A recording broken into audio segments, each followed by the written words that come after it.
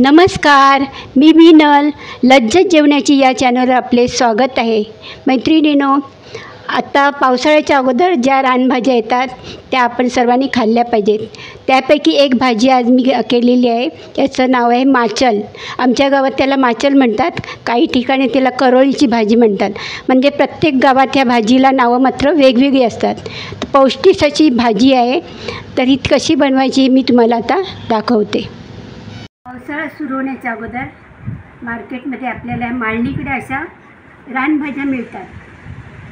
याच्यामध्ये शेवाळे असते, भारंजीची भाजी असते, त्याचप्रमाणे ही आहे करोळीची भाजी आहे आणि याला आमच्या गावी माचल म्हणतात. ही भाजी कशी असते तर आपट्याची पानं जशी असतात त्याप्रमाणे याचा आकार असतो. कोवळी अशी भाजी असते. आज ही मी मार्केटमधून आणलेली आहे.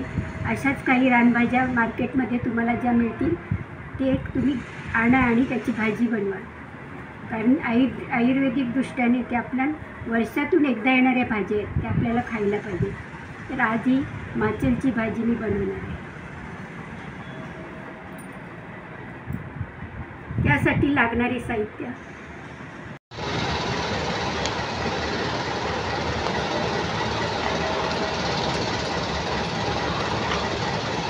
आता ही पानं आहेत त्यांचं फक्त पानं घ्यायची भाजी साफ करताना आणि देठं, हा देठ जो असतो तो टाकून द्यायचा. परत दाखवते.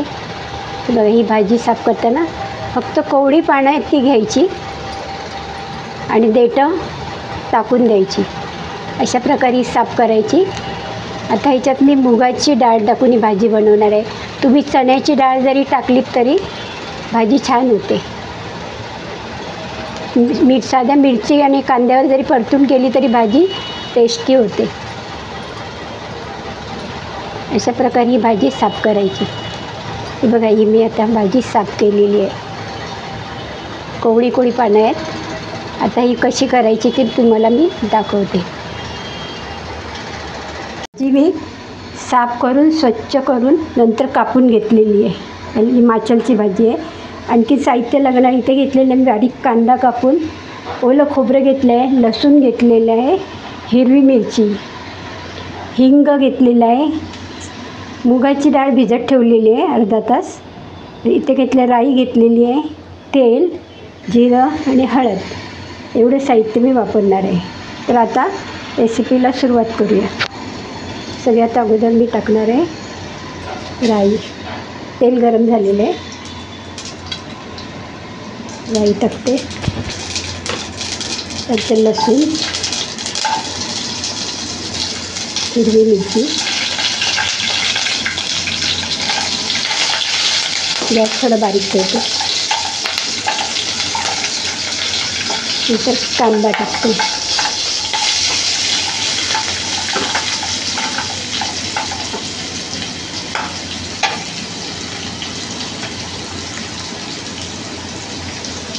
या ज्या रानभाज्या असतात ते जास्त दिवस ठेवायचं नाही. आपण आणल्यानंतर लगेच ते करून मोकळे व्हायचं. कारण ताज्या ताज्या केल्या तर त्याची टेस्ट आणखी छान लागते. म्हणून भाज्या आणल्याबरोबर आपण करून टाकायचं. अगदी छान टेस्टी लागतात, अप्रतिम लागतात त्या भाज्या.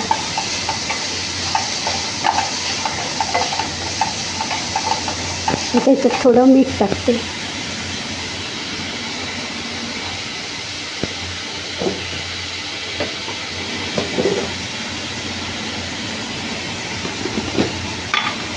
म्हणजे कांदा नरम होईल. आपल्याला भाजीला जेवढ्या भाजीत नंतर मी मीठ टाकणार आहे, कारण भाजी आळून जाणार. जशी शिजत जाणार तशी ती कमी होत जाणार, म्हणजे आळून जाणार. आता हे मी हिरव्या मिरचीवरच करणार आहे. गॅस थोडा मोठा करते.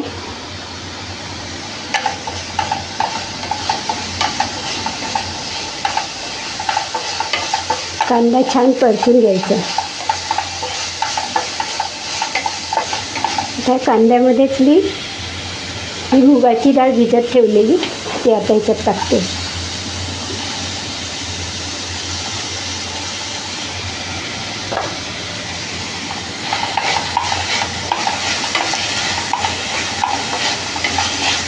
मुगाची डाळ अगोदर थोडी शिजून घ्यायची आणि नंतर आपण ती पालेभाजी टाकणार आहे.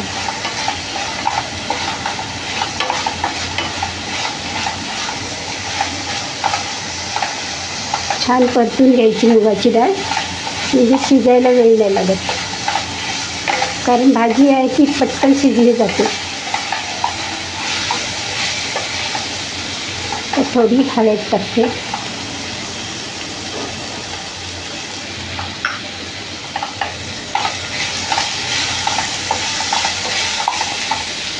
थोडा हिंग,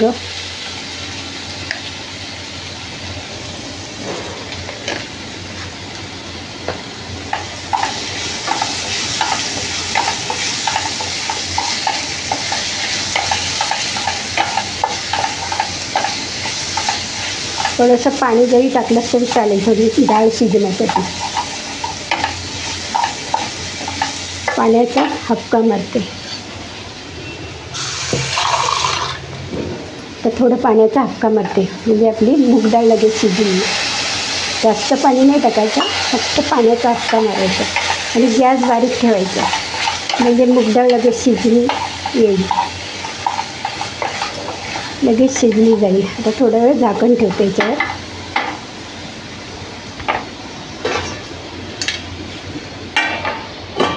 2 मिनटं मी शिजून दिलेली आहे. सगळे शिजली काय नाही, अजून शिजले, थोडी शिजायला पाहिजे.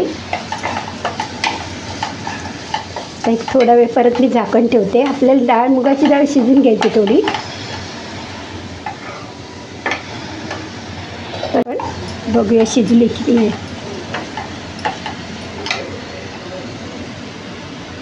डाळ अजून शिजली नाही, थोडी शिजायला पाहिजे, नंतर आपण भाजी टाकूया. थोडा वेळ अजून ठेवते आणि वरती झाकण ठेवते. झाकणावर पाणी ठेवलं तरी चालेल थोडा वेळ, त्यामुळे खाली डाळ करपणार नाही.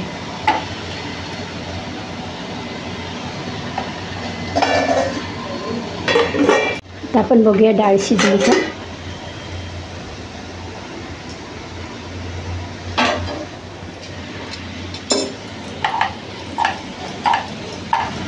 आता ह्याच्यामध्ये आपण ही भाजी टाकूया.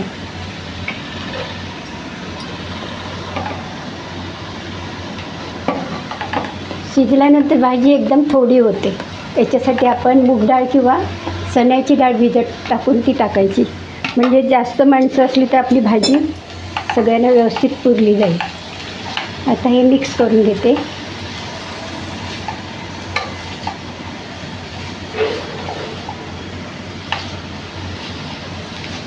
तर भाजी शिजल्यानंतर खोबरं आणि मीठ टाकायचं थोडं. अगोदर मी कांद्यामध्ये मीठ टाकलेलं आहे, त्या अंदाजाने आपल्याला आता भाजी जशी आळेल तशी त्याप्रमाणे आपण मिठाचा आपला अंदाज येईल. आता थोडा वेळ झाकण ठेवते.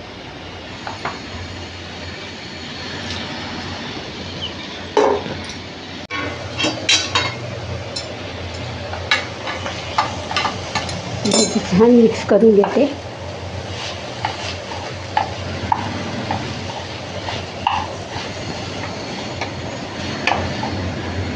बिल्डिंगचं काम चालू असल्यामुळे इथे आपल्याला व्यवस्थित ऐकू येणार नाही, समजून घ्या.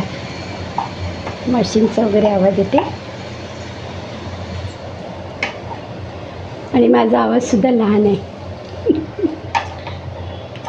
आता ह्याच्यात आपण मीठ टाकूया. खोबरं टाकते आणि मीठ.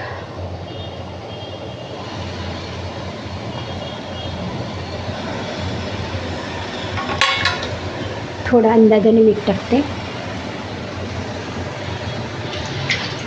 तर परतची ढवळून घेऊया.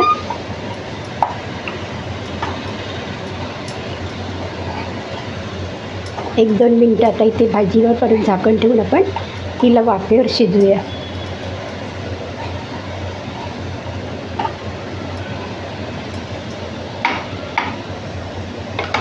आता फक्त झाकण ठेवते आणि मंद गॅसवर त्याला शिजवते.